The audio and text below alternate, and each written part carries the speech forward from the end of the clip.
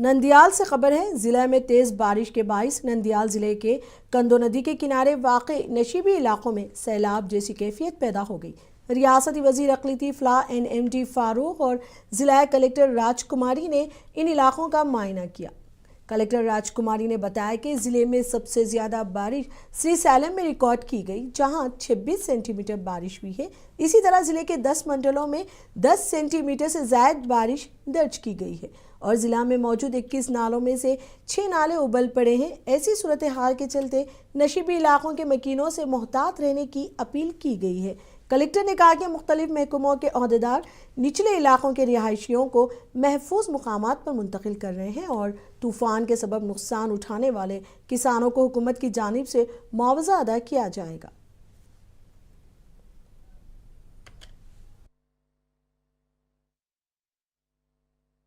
అధికారులు కానీ మమ్మల్ని కానీ నిద్రపోలేదు.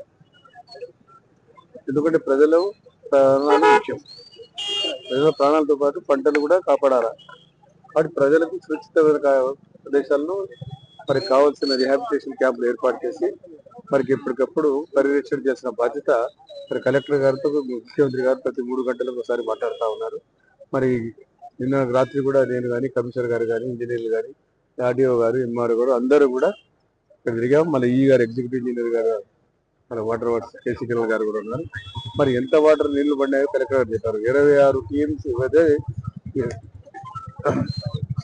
సెంటీమీటర్ల వర్షం అంటే 260 మిల్లీమీటర్ల వర్షం శ్రీశైలంలో పడి ఆ వాటర్ అంతా కుందికే రావాలా. ఇది కుందే మనకు ఆధారం. మోంతా తుఫాన్ ప్రభావం నిన్న సాయంత్రం 5 గంటల నుంచి మొదలైంది. హెవీ టు హెవీ రెయిన్ఫాల్ మన జిల్లాలో నమోదైంది. ఓవరాల్ గా జిల్లా అంతా చూస్తే 9 సెంటీమీటర్స్ యావరేజ్ రెయిన్ఫాల్ పడినప్పటికీ 26 సెంటీమీటర్ల వర్షపాతం శ్రీశైలంలో అత్యధికంగా పడింది. తర్వాత వెలుగోడు, ఆత్మకూరు, మహానంది, జూపాడు బంగ్లా, నంద్యాల అర్బన్ లో 12 సెంటీమీటర్ల పైన పడింది. తర్వాత బండి ఆత్మకూరు, రుద్రవరం, నందికొట్కూరు, నంద్యాల రూరల్ 10 సెంటీమీటర్ల పైన పడింది. అంటే దగ్గర మనకి 10 మండలాలు 10 సెంటీమీటర్లు పడిన వర్షపాతం పైబడి వర్షపాతం నమోదైంది. మన జిల్లాలో మనకి 21 వాగులు ఉన్నాయి. అలాగే నల్లమల ఫారెస్ట్ క్యాచ్మెంట్ కూడా ఉంది.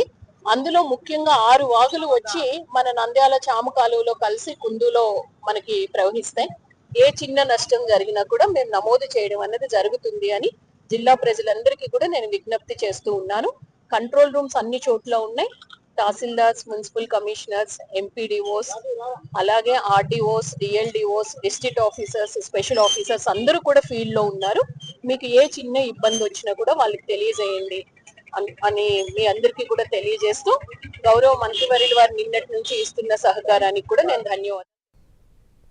साइक्लोन मोंथा के असर से विशाखापट्टनम और अतराफ के इलाकों में शदीद बारिश और समंदर में तुग़यानी का सिलसिला जारी है।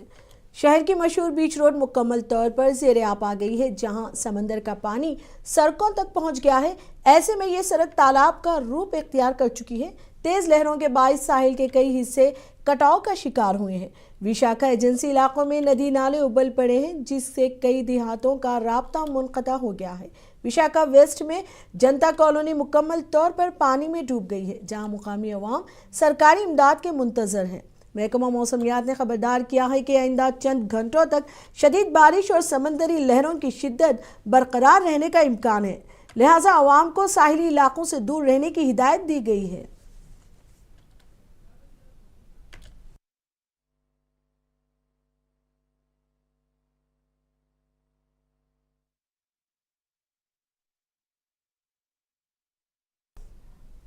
मोंथा तूफान का असर कम हो चुका है, लेकिन गुंटूर में जिला इंतजामिया पूरी तरह चौकस है।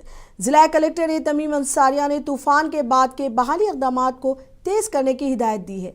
कलेक्टर ने ट्रैक्टर से खतरे के निशान से ऊपर बह रहे नाले अबूर करके मुख्तलिफ सैलाब मुतासिरा इलाकों का जायजा लिया। कलेक्टर ने मजीद कहा कि बरक़ी सप्लाई की बहाली के साथ साथ सड़कों से गिरे हुए दरख्तों को हटाने के कामों में तेजी लाई जाए। अवाम की जानिब से बताए जाने वाले मसाइल को तरजीह बुनियाद पर हल किया जाए, ताकि किसी भी नाखुशगवार वाक़े से बचा जा सके।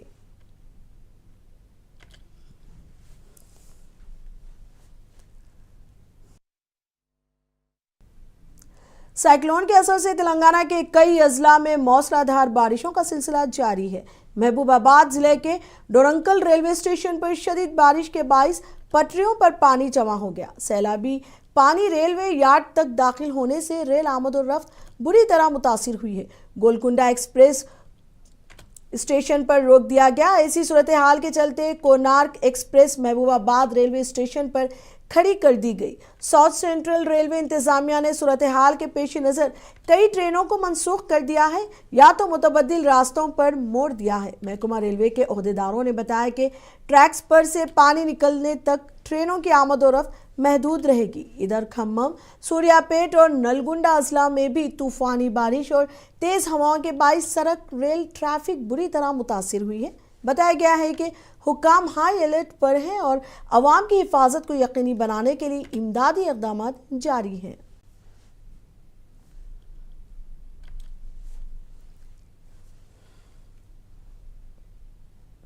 तेलंगाना के खम्मम से खबर है। साइक्लोन मोंथा के असर से मौसलाधार बारिशों के दौरान एक अफसोसनाक वाक़या पेश आया। खम्मम जिले के अंजनापुरम इलाके में निम्मावागू नाले में एक DCM ट्रक बह गया। आईनी शाहिदीन के मुताबिक नाला शदीद तोग़यानी पर था। मुकामी अफराद ने आवाज़ें लगाकर ड्राइवर को गाड़ी छोड़कर बाहर आने को कहा, मगर वो गाड़ी में ही फंस गया। कुछ ही लम्हों में तेज़ बहाव ने ट्रक को अपने साथ बहा लिया। इलाका मकीनों ने बेबसी के आलम में ये मंजर देखा। ड्राइवर अब तक लापता है। रेस्क्यू टीमें जाए मौके पर पहुंचकर तलाश का काम कर रही हैं।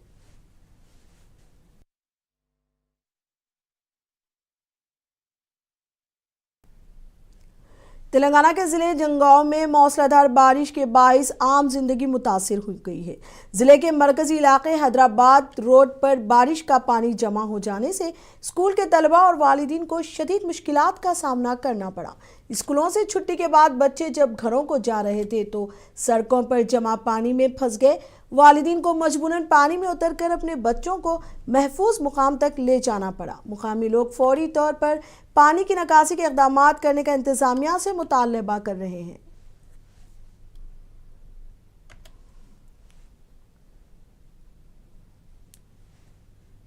आंध्र प्रदेश में अजला की असर नौ तंजीम के मामले पर काबीना जिली कमेटी का इजलास सेक्रेटरीट में मुनक़िद हुआ। इस अहम इजलास में रियासती वज़रा नारायणा मनोहर रामानायडू और वजीर दाखिला अनीता शरीक हुए। ज़राए के मुताबिक कमेटी ने वजीर आला चंद्रबाबू नायडू की हिदायत के मुताबिक हुकाम के साथ तफसीली तबादला ख्याल किया। याद रहे कि काबीना सब कमेटी गुज़िश्ता रोज़ भी वजीर आला से मुलाकात करके इजला की तंजीम 9 से मुताल्लिक़ तजावीज़ पेश कर चुकी है।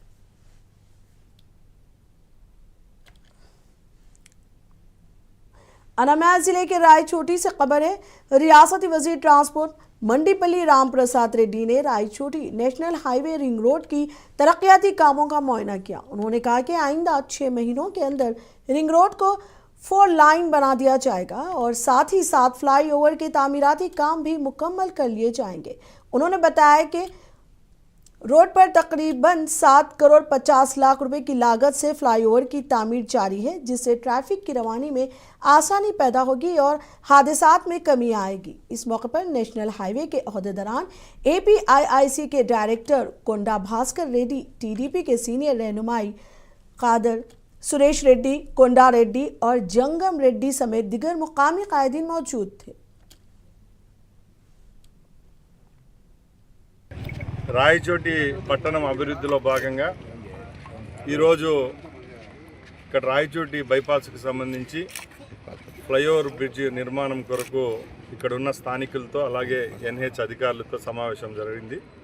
ముఖ్యంగా ఎవరికి ఏ విధమైన సమస్యలు లేవనెత్తకుండా పట్టణంలో ఉన్న ఎవరైతే ఇండ్లు ఉంటాయో వాళ్లకు, అలాగే నేషనల్ హైవే స్పీడ్కి సంబంధించి అలాగే నేషనల్ హైవేలో పోయే వెహికల్స్ కూడా ఎక్కడ ఏ విధమైన ప్రమాదాలు జరగకుండా ఇక్కడ మదనపల్లి రోడ్లో ఫ్లైఓవర్ నిర్మాణం చేపడుతున్నాం. సుమారు 7.5 కోట్ల రూపాయలతో ఈ ఫ్లైఓవర్ నిర్మాణం జరుగుతుంది. ఇప్పుడు రాయచోట్లో కడప అలాగే గండి రోడ్డు అక్కడి నుంచి कर्नाटक के जिले हावेरी से खबर है। वक्फ जायदादों के तहफ़्फ़ुज़ के लिए अंजुमन कमेटी ने रियासती हुकूमत के सामने मुतालबात रखे हैं। वज़ीर वक्फ ज़मीर अहमद खान और वक्फ बोर्ड के CEO से वाकिफ़ इमलाक का फौरी सर्वे कराने का उन्होंने मुतालबा किया है। अंजुमन कमेटी के सदर इरफान पठान ने बताया कि हावेरी, सुनूर, बंकापुर, रानी बनोर, बयाडगी, रड्डीबली और हरे केरूर के अलावा मुख्तलिफ इलाकों में वक्फ जायदादों पर नाजायज़ कब्जे किए गए हैं, जिन्हें खाली कराने के लिए अमली इक़दाम ज़रूरी है। मैं आज हावेरी अंजुमन कमेटी में एक मीटिंग करे। एंटायर हावेरी डिस्ट्रिक्ट के वक्फ के प्रॉपर्टी के बहुत सारे मसले चले थे। मसले ऐसे जो हमारे सवनूर, शिग्गांव, रट्टेहಳ್ಳಿ, हवनूर, हावेरी सिटी, बहुत सारे हमारे वक्फ बोर्ड के प्रॉपर्टी के इशू चले गए। जो कमेटी वाले जाको अर्जी देते हैं, डिस्ट्रिक्ट ऑफिसर ऊपर मुँह करते हैं, उसके आगे फॉलोअप कौन करना है, सवाल कौन उठाना है। हमारे इदारे टोटली नील है, क्या भी आमदनी नहीं हम लोग को। उसका मुनाफा वो प्रॉपर्टी से आने वाला है।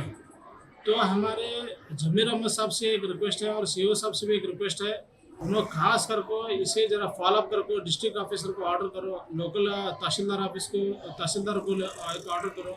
उनका हक है बनता कि वो लोग गैर चार्ज जितने प्रॉपर्टियाँ अपने अंडर में रख लें। जहाँ हमारी मुसलमान की इदारे की प्रॉपर्टी की बात आती तब सब जने पीछे हटते हैं। क्यों? सबको कानून एक है, उनको भी जैसा कानून है जैसा हम लोग को भी एक कानून है। हमारी प्रॉपर्टी वक्त को बचाने का हमारा भी अधिकार है, उनका जैसा अधिकार है हमारा भी अधिकार है। तो मैं एक मुअद्दबाना अपील करता हूँ BZ जमीर अहमद साहब से और CEO साहब से, खास करके इसे तवज्जो देखो, ऑफिसर्स को एक स्ट्रिक्टली ऑर्डर करो, जो कानूनी तौर पर जो चलना है हमारे। अमरावती में आंध्र प्रदेश हाई कोर्ट के नए जज ने अपनी नई जिम्मेदारी संभाली। जस्टिस शुभेंदु सामंता ने पीर के रोज अपने ओहदे का चार्ज हासिल किया। चीफ जस्टिस धीरज सिंह ठाकुर ने हाई कोर्ट में इन्हें हल्फ दिलाया। जस्टिस सामंता पहले कलकत्ता हाई कोर्ट में जज के तौर पर खिदमत अंजाम दे रहे थे, जहां से उनका तबादला आंध्र प्रदेश हाई कोर्ट को किया गया। आपको रखिए बाखबर, देखिए मुनसिफ टीवी, लाइक कीजिए, शेयर कीजिए और सब्सक्राइब कीजिए। स्क्रीन पर दिया गया बेल बटन जरूर दबाइए।